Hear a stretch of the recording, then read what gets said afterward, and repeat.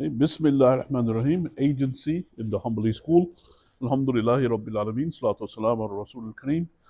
ربنا تقبل منا زدنا علما وحكمة وهدى اللهم صل على سيدنا محمد عبدك ورسولك النبي الأمي وعلى آله وصحبه وسلم تسليما أعوذ بالله من شرور أنفسنا اللهم آتنا نفوسنا تقواها وزكها أنت خير من زكاها أنت وليها ومولاها اللهم حمد شكرنا أما بعد. All the praises belong to Allah subhanahu wa ta'ala. Allah made everything in the past. He's our creator. And Allah is going to bring everything to the future. And may the blessings be upon Prophet Muhammad sallallahu alaihi wasallam and his peace. And that's the example that we follow from Prophet Muhammad sallallahu alaihi wasallam. So we continue on the Shaykh al-Sunnah, Imam al-Sunnah, Imam Ahmad Ibn Hanbal. In the Hanbali school, we have the next section. And this is from Ibn Qudama, his summary. And the section we're on is agency. Agency is the next section. Wikala is a name in Arabic. Would you like to read the first one, Sheikh Omar? الوكالة Mm-hmm. الأيجنسي وهي جائزة في كل ما تجوز النيابة Mm-hmm. فيه إذا كان الموكل والوكيل. Yes. Allowed on all things that are allowed to be represented, provided that there is a client and an agent. Yes. So what happens is the agent, they act behalf on behalf of somebody else. So it's allowed for all those things to the person they're an agent. Like over here, where people they hear the agent is like they hear about a real estate agent, right? Yeah, So travel agent also. What happens is a real estate agent, somebody's selling a house, the agent goes and he sells it for him. And the same thing for buying a person. They have a travel agent. Travel agent buys the tickets for him, gets them for a person. So you have both ways. It's like the person they act on behalf of somebody else, and that's what you have. The client and the agent. Those are the in English. That's the terms that you use. You have the agent is the one that acts on behalf of somebody. The client is the one that he acts on behalf of. That's the terms in English. And in Arabic, they use the word wakil. Wakil is the agent. And maybe you hear that word also, like in the marriage. You say the woman has her wakil or wali. So sometimes they use that word. And muwakkil, that's the one that's the client. That's the term that they use in Arabic. So that's what it refers to. Imam Faisal, you read number 2. Oh, who's next? Hamza? Number 2. Yes, you read the first one, right? من يصح ذلك منه Yes. from who is qualified for that and him. Yes. Yasih means that's correct for him to be an agent from a person that's correct for him to do that. And because what happens is if the person has to be competent, it's mentioned in the Quran, like for debts, somebody they don't have the competence and they can't represent the debt. So that's what he means. Things like that, If a person they're the correct person for the agent. And also sometimes in like here in America, sometimes a person they say they have to get their license and they have to have training and all these things. So that's perhaps what the sheikh means. But the word that he uses is sah, man yasih. That means who is correct to be an agent on behalf of the person. And also you have the issue of adl, a person they have to be what's called just person, not somebody that's a crook. Those things there. So that's what he mentions on that. Okay, do you read number 3, Sheikh Hamza? وهي عقد جائز. Yes. So that's a contract that's allowed. And what happens is a person that's selling something or buying something, then he makes a contract with the agent to sell it on his behalf, and they have a deal going on, and that's not something that's forbidden. No person they're allowed to do that. No, it's not something that's forbidden to do. It's allowed for a person to have an agent to represent one in particular things. So I think here the Sheikh is saying that there's certain things you can't have wakala in, because he said minna yasih. Yes. So what are the things you can't have wakala in? Is he going to clarify that later? Or? Yeah, the things that are haram, for example, then you can't have an agent in that. Because it's something that's forbidden. Yeah, so he explains more detailed things afterwards. So maybe you'll find more explanation for it afterwards. Or would it be like wakil is majnun or something? Yes. Well, the word he uses yusah dhalika.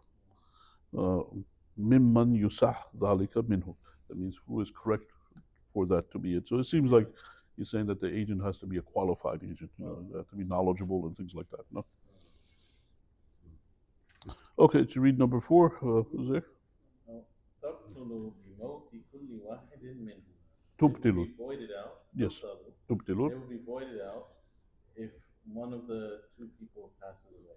Yes, so you have the client and the agent. If the agent dies, then of course, then the contract is voided out, the relationship is voided out, and then obviously if the person that's the client, if he dies, then who's the agent going to represent? So that's what the Sheikh says over here. If any one of them dies, then the relationship, the client and the agent, it's voided out.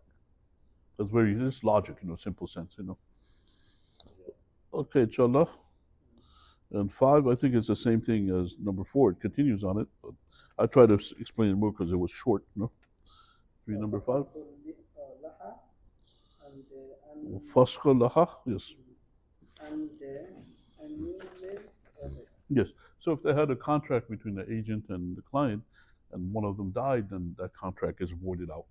That's no longer applicable. Like for example, in the real estate agent says, "I'm going to sell your house. Got to give me 3%." Then if he dies, and then the person sells a house, he doesn't get nobody gets the 3%. That's what he said, because that's what fusk means. Fusk means that it becomes no. Revokes it. Let's say the person revokes the agency. Well, the person died, then that means it's annulled. And sometimes they use that word in the marriage also. They say the marriage is annulled, so they use the word fusk. Also, that's a word. That's also a term that they void The out. person who hires the agent, he can cancel at any time.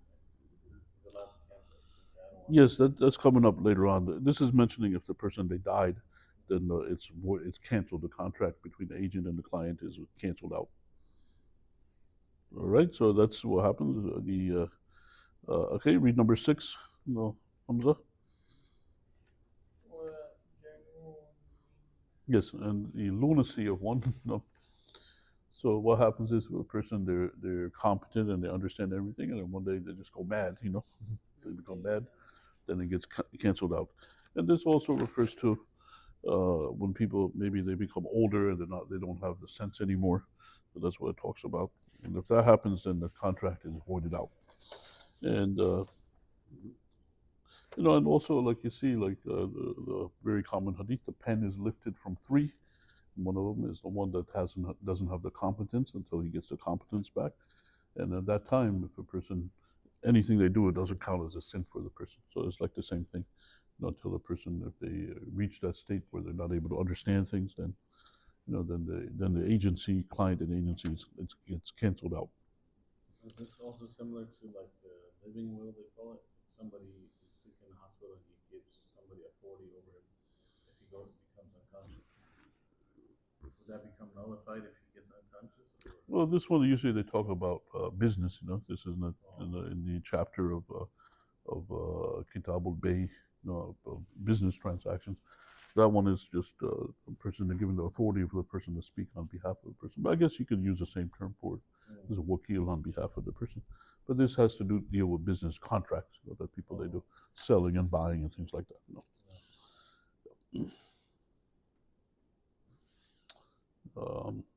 Is that the word that they use in English? They use a living agent or living will. Living will or something like that.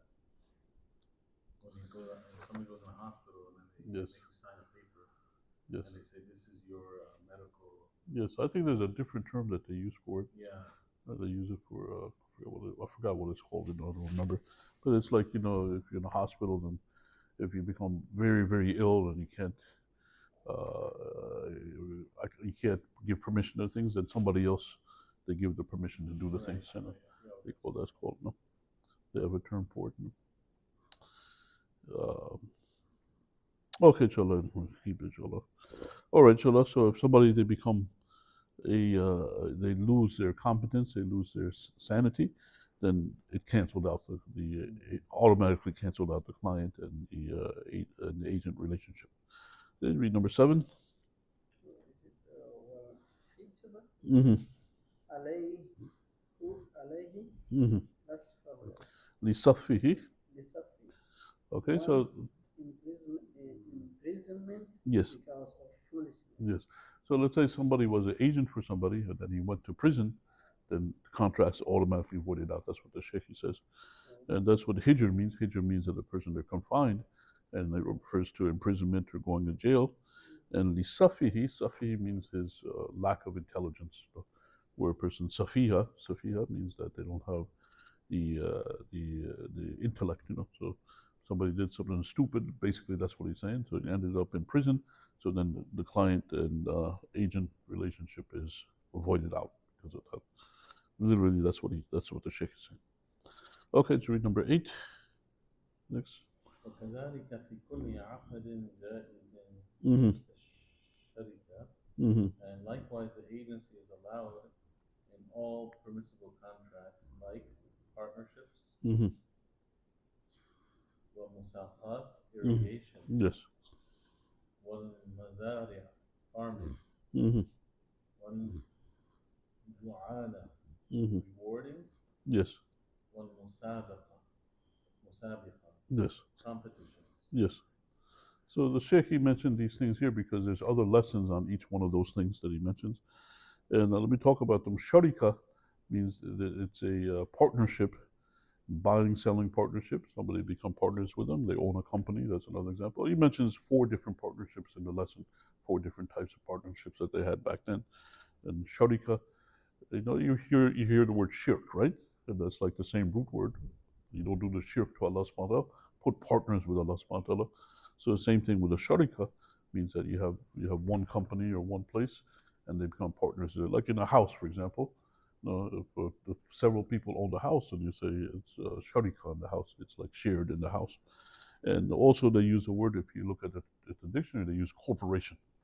In the corporation, you have a lot of partners. It's not just 2 partners or 3 partners. Sometimes you have thousands of partners, literally, in the corporation, and they buy the shares in it, the stocks in it. So that's the word.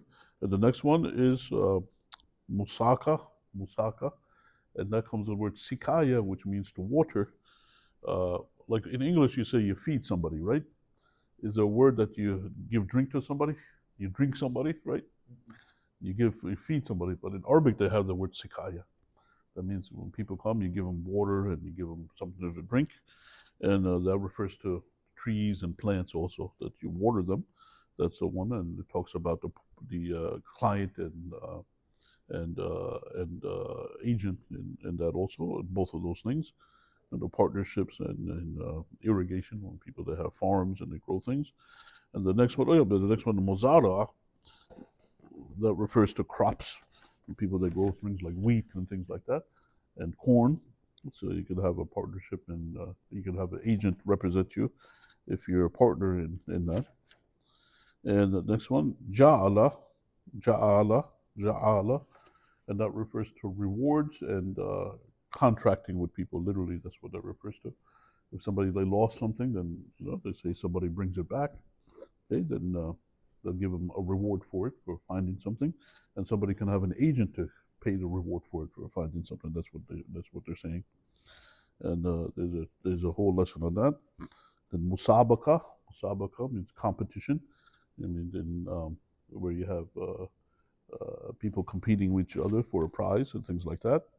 And all these, the sheikh, he has lessons on it in the future, on all those different things in the chapter. Okay, so go to the next one, inshallah, number 9. وليس للوكيل أن يفعل Mm-hmm. إلا ما تناوله الإذن لفظا. Yes, so the key word here is idhn. So if somebody is an agent for somebody, they have to have the permission of the client. Obviously, he can't do things without, because he's representing the client, so he has to have his permission, and he acts on behalf of the client. So you can't do things without the permission of the client. That's what he says. You have to get the permission for it. If like, let's say a person, they have a car, right, and they say to the agent, sell my car for me. Then somebody comes along and says, I want to buy this car for only $500. So he can't give it for $500. He's got to get the permission of his client before he can do something like that. That's like an example. Okay, so he has to have permission on what the client wants him to do. He can only do that. He can't do things that go against the client. Okay, but also the sheikh, he mentions number 10. Number 10 is What is Oh, oh, orf? oh. Orf. And orf means what's customary, what's the norm in the society. So sometimes somebody they might hire an agent, and he doesn't have to tell them all the details of what he has to do. It's just known in the society what a person they're going to do. Like for example, over here you hire a real estate agent, then you don't have to tell him do this. It's the norm in the society what he's going to do. The real estate agent. So he's saying that's the other thing about an agent, the orf. And also sometimes people they use in judging cases, they use the term orf on the society. Like let's say a person they sold a house, and then the person bought the house, then he says, no, the backyard is not included. Then the person said, what? I gave you this money, the backyard's not included. Then they might go to the judge, and the judge will look at the orf, at what's the norm in the society. When people buy the house, isn't the backyard included or not? And then he might judge on that on the orf from what's the norm. So that's a term that's used in the fiqh a lot of time. Orf, what is the norm? What do people normally they do? And what is the standard and custom in the society that people they do? Yeah, like they have an example in the marriage, they have the mahar al urfi, the mahar al urfi, the normal mahar that the woman normally gets of her status. So if they didn't give the mahar to her, then she's due that afterwards. So they have that term that they use also, like in the marriage. All right, so it's the same thing. The agent, you got to listen to the client or do what's norm in the society to be an agent that's known in the society. Okay, read number 11. Next. وليس له توكيل غيره. And Yes. he cannot make another person an agent besides himself. Yes. Yes. So he cannot be an agent on somebody else because the agent is representing his client. So how is he going to represent somebody else? So that's one point there. Like you can't pass the agency to another. هو ليس له توكيل. Tawakkil is a verb. لغيره. It cannot be an agent for besides him. And like for example, let's say a person they have their house, right, and they hire an agent, real estate agent, sell his house, and he can't go and sell somebody else's house, right? Because that person didn't have him as an agent for it. How he's going to sell like the neighbor's house? So that's the point over there. No, I think Imam Faisal is saying the opposite. Like I say you can't somebody pass else. the agency. Like say I'm the agent for this house. I can't pass this agency on to another agent. I have to. I don't have that right. He appointed me. I have to do what I can to pass it on to another person. Yeah, that's another way to look at it too. No? The agent can't hire another agent to be Yeah. his agent, two steps agent. I guess you could look at it that way also. You can look at it the other way around too. That somebody had a person as agent, that somebody else can't come along. Oh, I'm your agent now. No, so you have both ways. The permission works both ways. That the agent can't represent another client. No, and the client can't have somebody else's agent unless they agree to it and make a new agreement. But And then also Imam Faisal says the agent can't make somebody else his agent, and then you know, and this is all you have to have the permission of the client for all those things. but the agent can have a multiple client, right? Yes, you can have other clients, but not somebody unless they agree to it. You can't have somebody else he can't be a client for somebody else because they didn't agree to it. Contract was between him and his client, not to a different client. That's the point. All right. Yeah, maybe like if a person they're selling some things, right? And the person they have things that he's selling on behalf of his client, and somebody else has something, then this person he can't sell it on the other person's things because he has the deal with the one person that it's his client, not somebody else. I think that's what the sheikh. I think that's what he means by it. Okay, all right, inshallah. Number 12, Hamza, you read that one. ولا Mm-hmm. Nor BA. ولا الشراء Yes. من نفسه. Yes.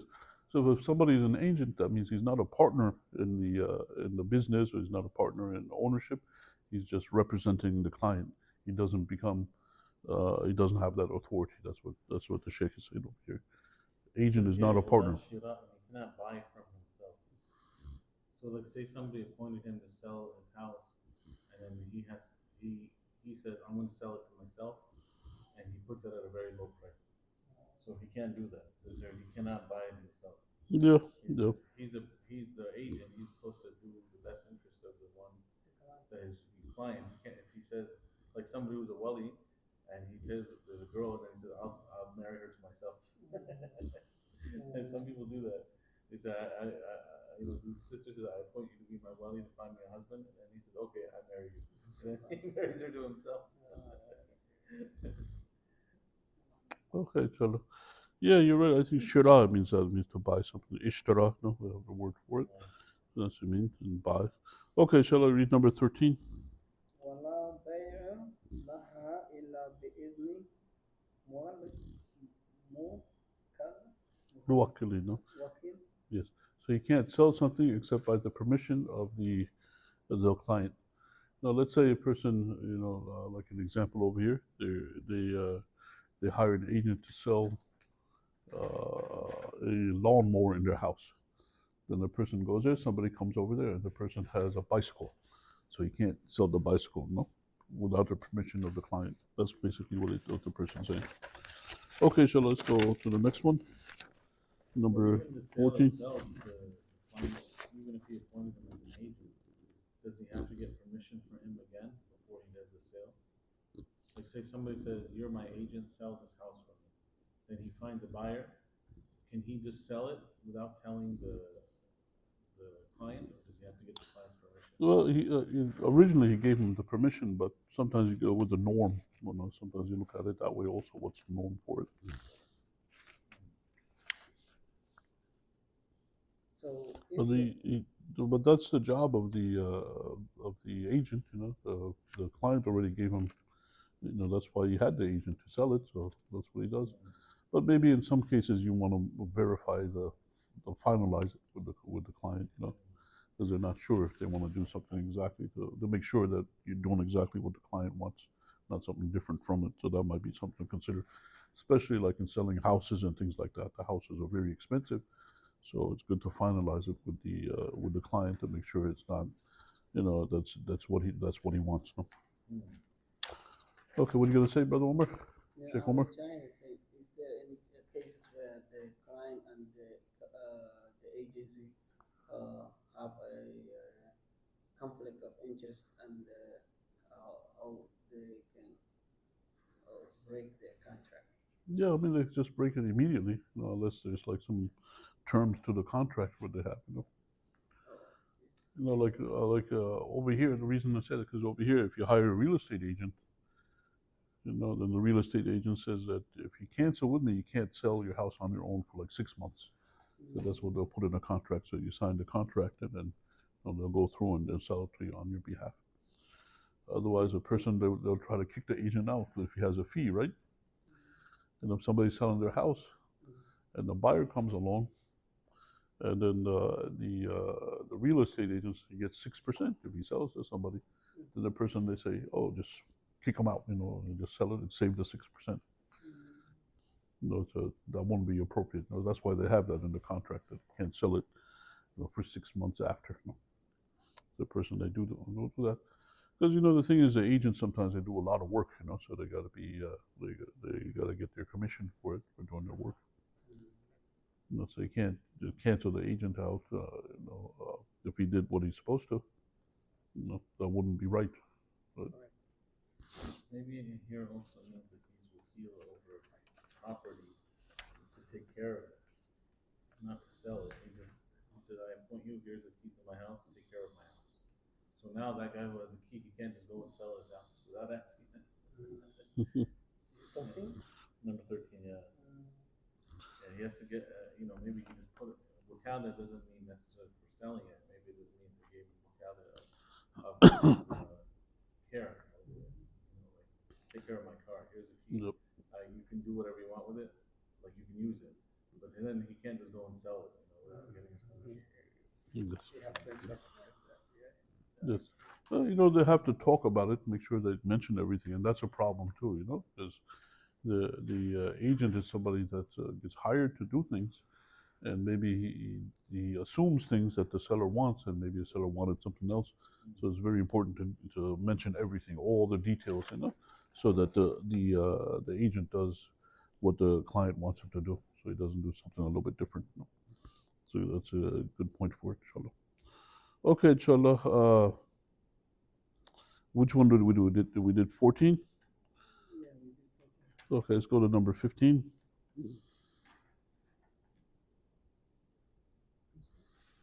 والوكيل أمين لا ضمان عليه فيما يطلق إذا لم يتعدد. Okay. The agent is trustworthy, but he does not have to guarantee, he's not liable over the item that is destroyed if he didn't transgress. Okay, inshallah. So that's a very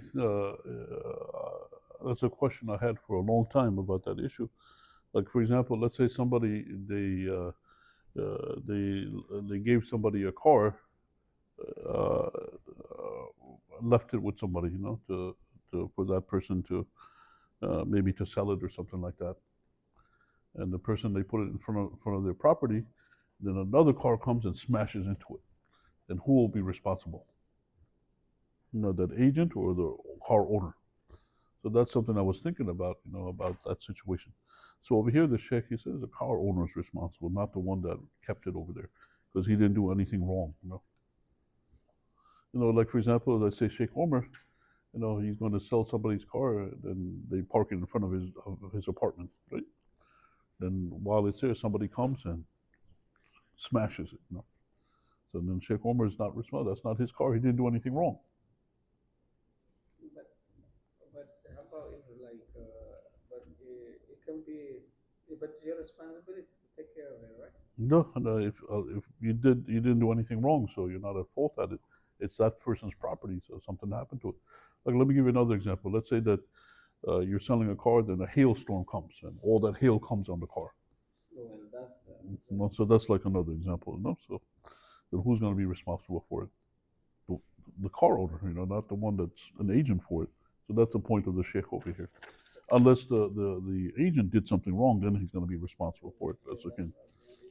maybe there might be some cases where the agent might be his fault. Yes, that's the point over here. If he didn't do anything, he didn't do anything that was transgressing, then the agent is not responsible, because it's not his thing. It's the other person's thing.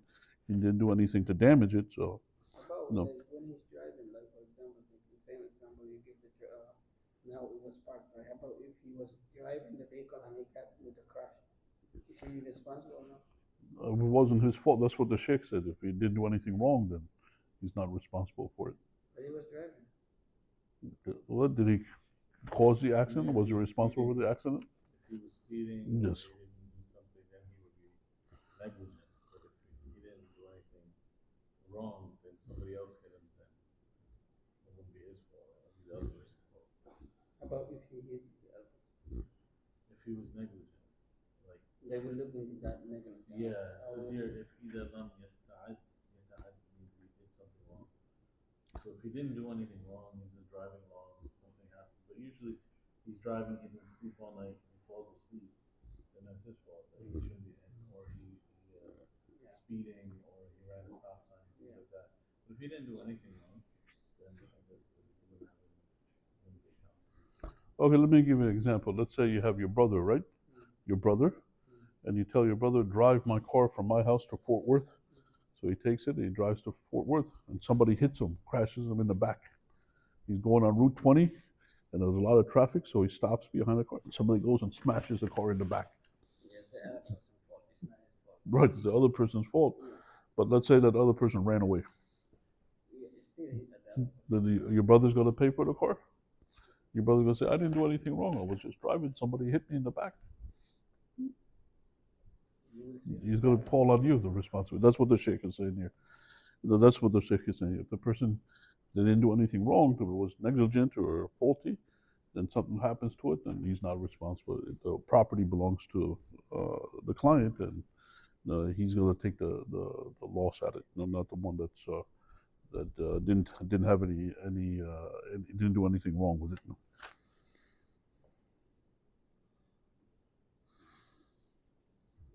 Okay, inshallah. Yeah, these things sometimes people they go to court and there's a lot of arguments and sometimes it's not straightforward what the answer is. So there's a lot of details that people they go through and to determine who's at fault. And even some cases the judge says both of you at fault, 50-50. He'll say in some cases. He might say that, or he might say you're 10% faulty and this person is 90% faulty. So you find there's a lot of rulings like that people they say. So sometimes it's not so straightforward. But anyway, the point that the sheikh has, if the agent is doing something and he didn't do anything wrong, then he's not responsible for it. And like, I'll give an example for a house. Somebody they hire an agent to sell the house, and then somebody comes and robs the house, and the agent didn't do anything. He was just selling the house. Then why is the agent going to be responsible for that? He didn't do anything wrong. The person that owns the house, that's his house, so he's responsible for it. That's the point that he has over here. Okay, is that clear? Okay, so let's go to number 17. والقول قوله في الرد والتلف والنفي Mm-hmm. والتعدي, and go by his word in returning his responsibility, or if he got destroyed, or denying he did any transgression. Yeah. So this refers to in the court. The agent goes into court and speaks behalf of his client, and then he agrees to give the other person something which wasn't due to the other person. Then what happens is the agent will be responsible for it. But if the client was there and then the client didn't say anything, then it's on the client. That's what this point is. This is a very specific situation, what he mentions over here. No. It says if the agent settles a debt wrongfully, that's in the court without any evidence, somebody comes and says that you got to give me 1,000, and he settles it. 16 or 17? 16. Oh, number 16. Okay, let me do 17 first, and we'll go back to 16. I'm talking about that. Okay. وإذا قضى الدين بغير بينة Mhm. ضمن Yes. إلا أن يقضيه بحضرة Yes. موكل. Let's say a person, they're an agent on behalf of an old person. Somebody comes along and says, this old person owes me $100,000. So this person says, okay, take $100,000. Then find out later that this person was lying or wasn't saying the truth. Then who becomes responsible? The agent becomes responsible because he gave it to him without the proof. He made the mistake. So he was faulty for making that mistake. But if the client is there, then he witnesses everything, and then he won't be responsible in that case because the client is there, and they'll make sure that everything should be correct. That's the point for that. Okay, let's go to number 16. I think I skipped that one, right? Yeah. Go by his word Mm-hmm. in returning. With response. Yeah, right here it means to return something. Mm-hmm. Returning it back to its owner, or telef, destruction, or denying he transgressed. Okay, sure. So this refers in the court if there's a dispute between the agent and the client, and the client is somebody that's normally speaking trustworthy, then whose word is going to be more honest? And the judge is going to say the agent. The agent's word is more honest. Why? Because what happened is the client, he trusted the agent. That's why he hired the agent, right? Isn't it true? So then he looks at the agent as being more honest because the client trusted him. So that's why he had that person become an agent. So from the two, who's going to be more honest? The client could be anybody, right? But the agent is somebody that was trusted. So that's the point over here. They're saying that the agent, he was trusted by the client, so therefore the agent is more trustworthy than the client. Do you understand that point? Okay, let me see. I'll give an example. Let's say somebody wants to hire an agent to sell their car, and they find a person. They say, "Can you sell this car for me?" And the person says, "Yes." So obviously, they trust that person to sell the car, right? So then, let's say they go to the court. Who is the judge going to consider to be more trustworthy? That agent, because the client trusted that person to sell the car for him. Otherwise, the person, he might have given it to somebody else. The guy take off with the car, but he trusted them, So that's what the point is over here, that you take the word of the agent, usually, because they're more trustworthy. I mean, normally speaking. Okay, inshallah. All right, let's go to number 18. Yep. ويجوز التوكيل نعم Mhm. is allowed to delegate an agent with a fee or without a fee. Yes. So somebody can be an agent. He's working on a fee to sell something for somebody or buy something for somebody, or somebody could just do it without a fee, without any compensation. So that's the point for an agent.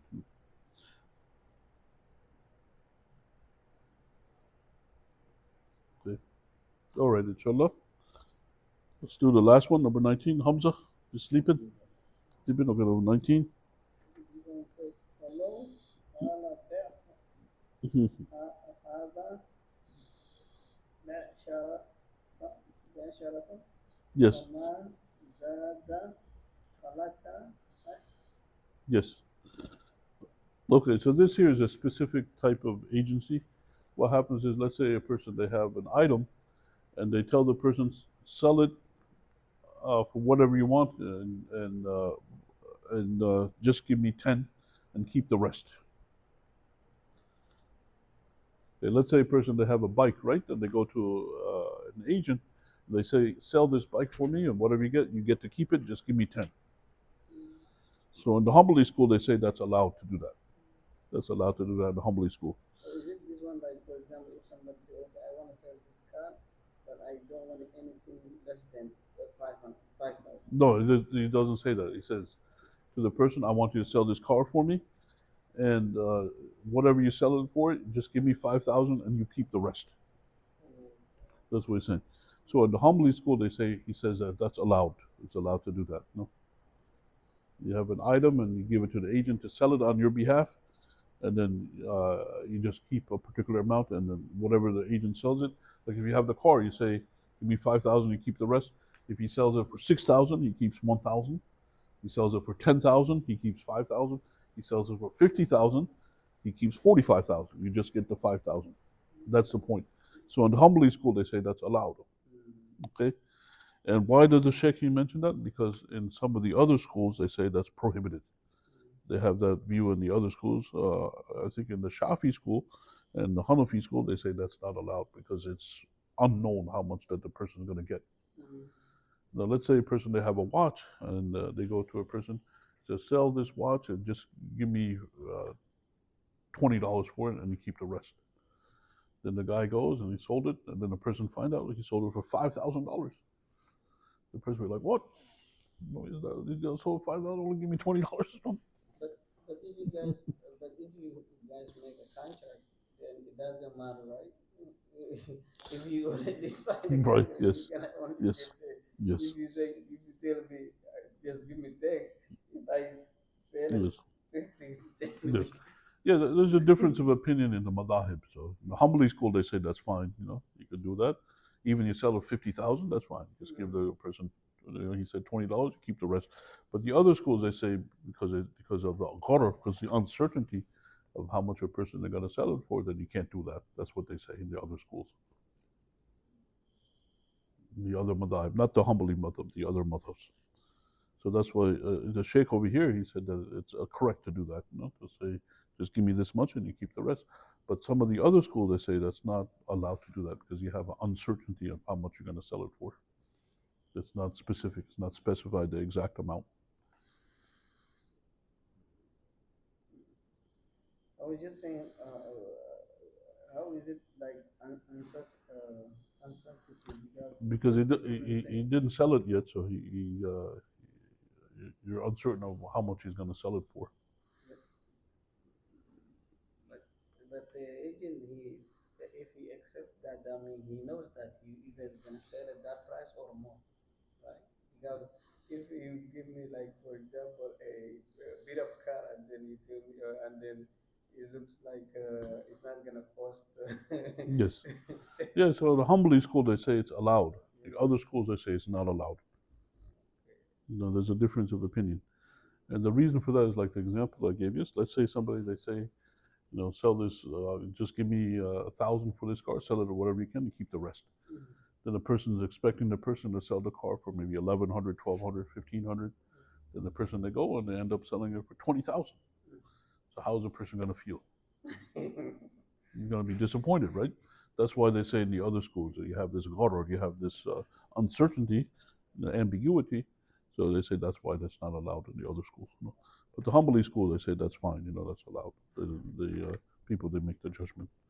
Okay, inshallah, so let's stop over here. This is the lesson. Let's go to question and answer. Let's go to Sheikh Omar. Do you have any questions or comments? Yusuf? So irrigation, how the agency how is it? How you the irrigation? How does it work? Like, can you elaborate the irrigation, the watering, or The irrigation? yeah? Irrigation, what happens is when people, they grow trees, they have to water the trees. And either you can have it naturally watered by the rain by itself, but usually people, what they do is they bring the water to it. In the old days, they used to bring it with buckets and camels and donkeys and things like that. They would bring the water and they would water it. Today's day, people, they run a hose and things like that, but it requires effort to water the trees. It's not that it just grows by itself without watering it. Usually people, they water it so that it produces more fruit. You could do it without watering it, but then it won't produce as much fruits. So people, they spend the time in watering it. So somebody. That's what that means, irrigation. So somebody, you had an agency, and then that agency would be responsible for that. No. What it means is when you do the irrigation partnership, what happens is a person, they spend the labor to water it, or maybe the other person spend the labor to water it, then they share on what's produced in the fruits, right? You have the partners that share on what's produced in the fruits. Let's say that people become partners and they have 100 palm trees.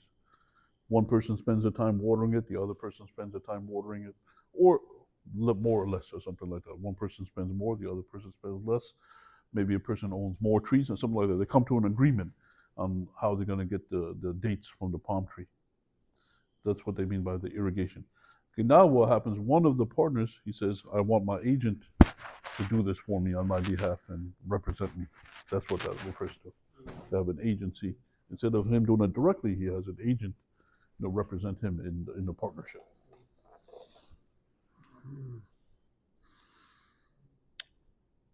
Instead of a person, they're doing something directly as an owner, he has an agent speak on his behalf. To do things on his behalf. That's what that refers to in the irrigation partnership. Same thing with the other things there that are there. You can have somebody speak on your behalf, have an agent to speak on your behalf. It's just like in a marriage, the woman, right? She her agent offers her to marriage for somebody, so he's speaking on behalf of the woman, or wali or wakil. That's the same term that they use. All right, inshallah. Okay, inshallah. And again, the thing is to keep in mind a lot of problems that people that have misunderstandings. The agent, maybe he assumed particular things from the client, so it's good to ask a lot of questions and get all the details to make sure that the client is not upset. Of what happened. Make sure you do exactly what the client is expecting, what wants, not to have a assumption on something and the client didn't want that. That's something to keep in mind, inshallah. Imam Faisal, you have any questions or comments?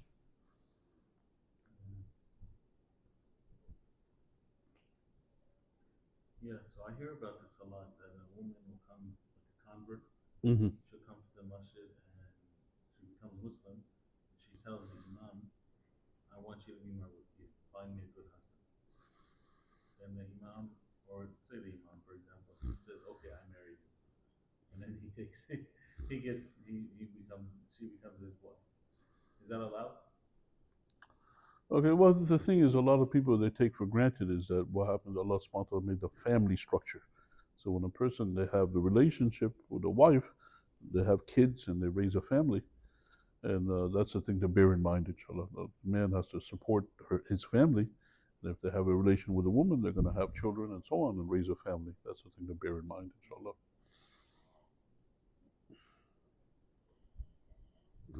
And the other thing is, the person can't be the wakil of the woman and the groom for the woman at the same time. So she's got to have somebody else to be her wakil, her wali for the woman. You can't say, I'm your wali and your groom. No, you can't have both of the same. They're going to be different people. Mm-hmm. I married you to myself. Right. So that's no, you can't do that. That's not going to happen. So that's another issue.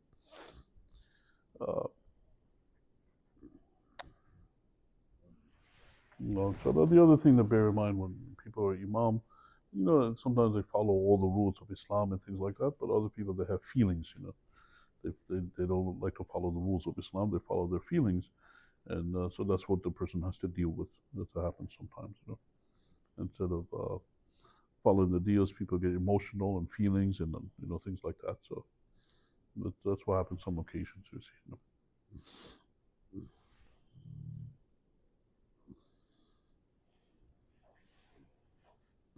And the other thing to bear in mind that you try to stick with the laws of the land. If a person, if they don't go with the laws of the land, then they can be in trouble. In the society that they're in. Like over here in America, if you hook up with a woman that's less than 17 years old, what's going to happen?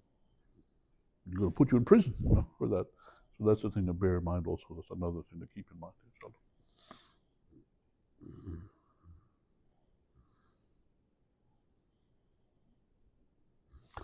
So that's the thing to bear in mind. When people, they have relationships with women, Allah subhanahu wa ta'ala made the family structure, and Allah made all these rules that the man provides for the woman. So that's one of the main points, not to just have the sex and lust and things like that, but to have the family structure. That's what Allah subhanahu wa ta'ala ordained.